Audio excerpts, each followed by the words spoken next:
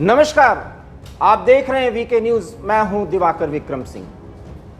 असम में election commission ने एक फैसला किया है और वहां लोकसभा और विधानसभा के सीटों का परिसीमन किया गया है। इस फैसले के बाद वहां एक नई राजनीतिक चर्चा शुरू हो सकती है और विरोध में कुछ राजनीतिक दल और कुछ संगठन आ सकते हैं। ऐसा क्यों? सबसे पहले आप खबर जानिए। चुनाव आयोग ने शुक्रवार को असम में विधानसभा और संसदीय निर्वाचन क्षेत्रों के परिसीमन की अंतिम रिपोर्ट जारी कर दी है। इसके साथ ही राज्य के 14 लोकसभा और 126 विधानसभा क्षेत्रों का नए सिरे से सीमांकन होगा।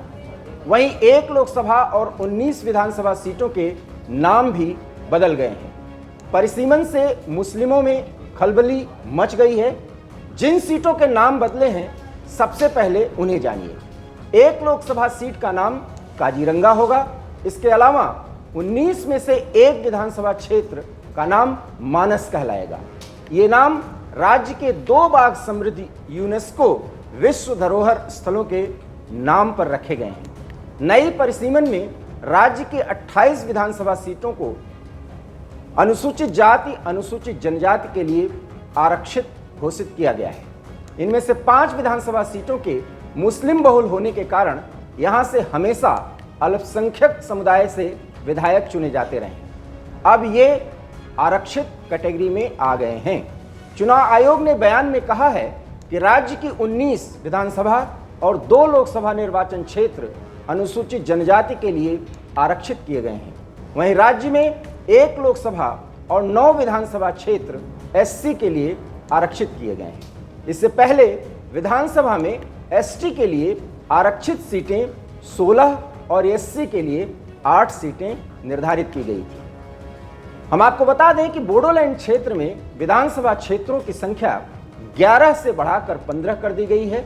मानक 4 विधानसभा क्षेत्र का नाम बदलकर वीर सिंह जारुआ, साउथ सालमारा का नाम मानक 4 होगा, मानिकपुर का नाम सृजन ग्राम होगा, रूपसी का नाम पका बेटबारी, गोवर्धन का मानस, बदरपुर का करीमगंज नॉर्थ, नॉर्थ करीमगंज का करीमगंज साउथ और साउथ करीमगंज का नाम पत्थरकंडी कर दिया गया है।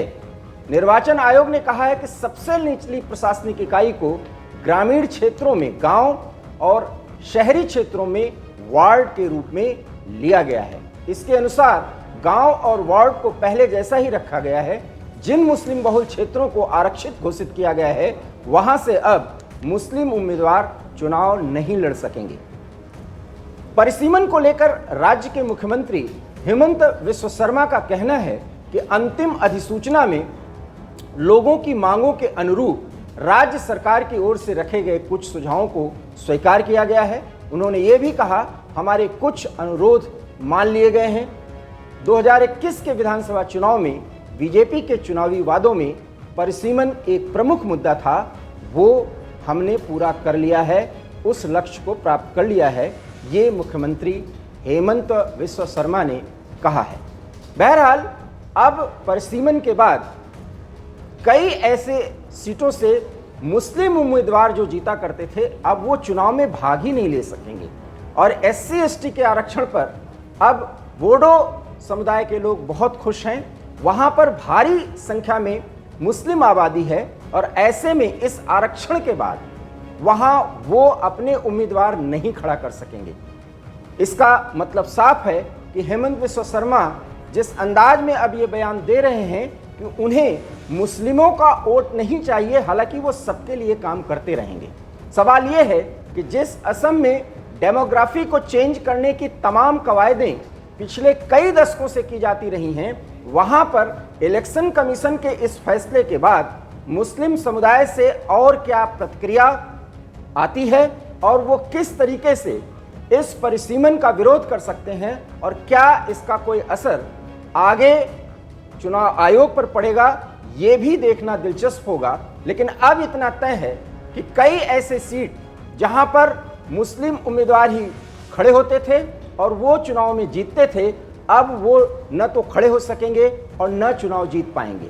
विपक्ष की तरफ से यह कहा जा सकता है कि यह इलेक्शन कमीशन पर दबाव बनाया गया और इसलिए यह परिसीमन एक खास समुदाय को लोकतांत्रिक प्रक्रिया में अपने उम्मीदवारों को खड़ा करने और उन्हें जिता करके विधानसभा में या लोकसभा में भेजने की जो कवायद होती है उससे रोकने का प्रयास है। लेकिन इलेक्शन कमीशन ने तमाम उन दावों को खारिज करते हुए लिमिटेशन का जो तरीका देखा और समझा, उसके आधार पर परिसीमन किया गया और उसकी बाकायदा घोषणा कर दी गई है। आने वाले समय में इस पूरे मुद्दे पर राजनीतिक चर्चा छिड़ सकती है, क्योंकि नॉर्थ ईस्ट में मणिपुर के मुद्दे को लेकर के जिस तरीके से कांग्रेस सरगर्म है, अब असम में जो परिसीमन चुनाव आयोग की तरफ से किया गया है उसको देखते हुए आरोप लगाया जा सकता है कि बीजेपी के एजेंडे पर इलेक्शन कमीशन ने काम किया है, क्योंकि कांग्रेस और विपक्ष के तमाम धड़े इलेक्शन कमीशन जैसे संस्था को भी सरकार के कैद में रहने का आरोप लगा चुके हैं। बहरहाल इसका असर दूरगामी होगा और अब वहां से एससी एसटी के लोग चुनाव लड़ सकेंगे, लेकिन वहां पर संख्या मुस्लिम वोटर्स की ज़्यादा है। वो किसकी तरफ जाएंगे ये देखना दिलचस्प होगा, लेकिन इतना ज़रूर है कि वहां अब एससी और एसटी समुदाय के लोग ही चुनाव जीत कर आएंगे। मायने साफ हैं कि अब कोई भी व्यक्ति या कोई भी उम्मीदवार चुनाव लड़ेगा और जीतेगा, वो चाहे जिस पार्टी से हो, वो हिंदू होगा।